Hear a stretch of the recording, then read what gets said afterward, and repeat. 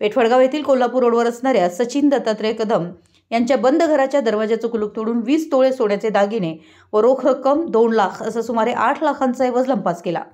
याचवेळी दत्तनगर येथेही अशाच प्रकारचे सोने व रोख रक्कम लंपास करण्यात आली।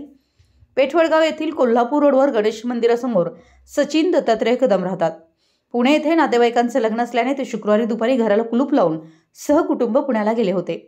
या घरावर चोरट्यांनी पाळत ठेवत घरी कोणी नसल्याचं पाहून शनिवारी मध्यरात्री दरवाजाचं कुलूप तोडून आत प्रवेश केला।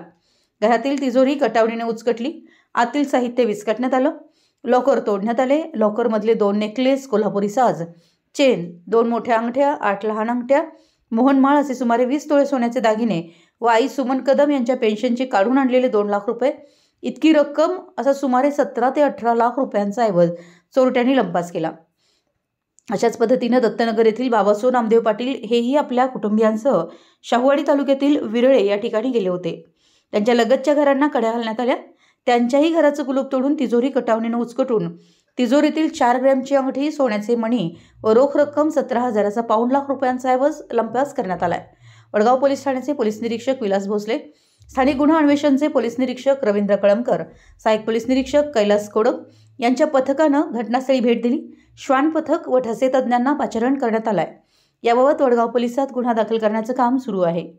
पेठवडगाव प्रतिनिधी मराठी यस न्यूज।